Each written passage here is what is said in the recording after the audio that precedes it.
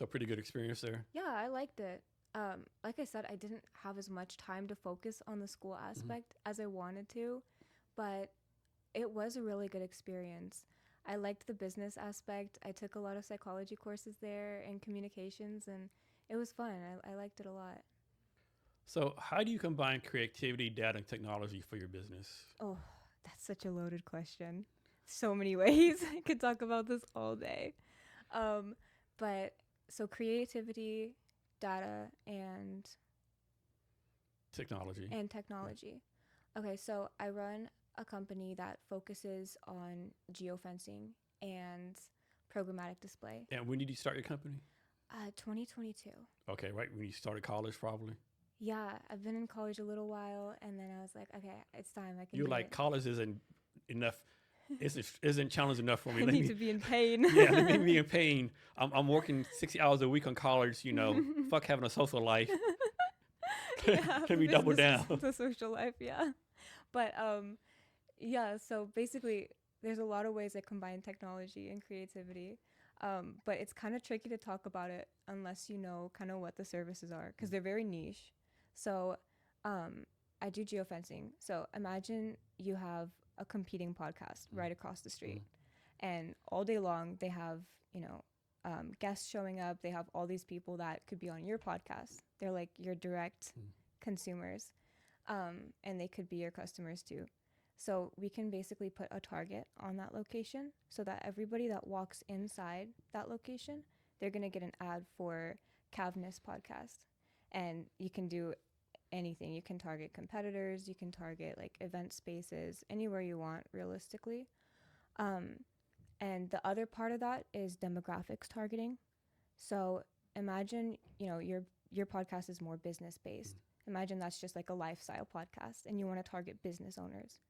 You can also put like parameters on there so that you can target business owners, you can target people with a net worth above a certain amount, people that have like a mortgage on their house, a certain amount of debt, whatever. It gets very specific, but those are the two main services that I provide. And just use like LinkedIn or Facebook for this, or this is your own internal platform that you built. Yeah, so it's my own internal platform, but it works utilizing data and metrics from like DSP platforms, and those are like companies that work with the actual privacy data that you and I aren't allowed to see because it All the breaks the all, all law. the all the spy stuff. Yes, all the spy stuff. So how do you get involved with this? Like, how do you even find out about this? I did a lot of research. I was really You just woke passionate. up one day, I want to spy on people and make money off it. I love I love technology, but I, I'm really more like kind of how you phrase the question. I love like creative things. I love technology and I love numbers, like seeing how data fits in with each other and being able to actually like see how well you're doing based on the metrics. So I just did a lot of research and I was like, what is scalable?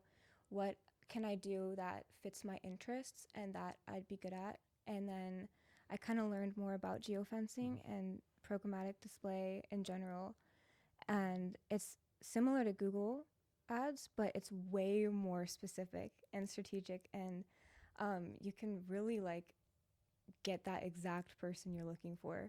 So I think just building out that system and then working with those companies to bring in that amount of data is just And then, so kind of how do you flow tag naturally. someone? Do you have to get the permission? You just tag them and just. No, you don't have to get, technically, you do.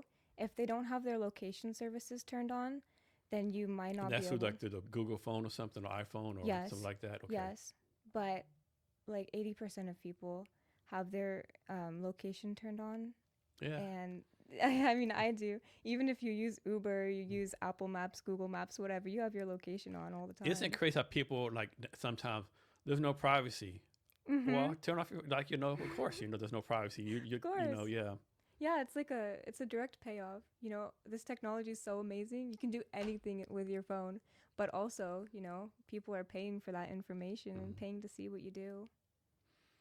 So how like the platform you built it yourself, like you Taylor Ray built it, or someone else built it for you? Well, it was kind of a combination. So I built the platform, but like I said, I work with those DSPs, and those are demand side platforms. And so those are different platforms that are like the undertone of my technology. And they have, like I said, they have all the information, like the IP address, like how to connect that to the actual ads that you're serving.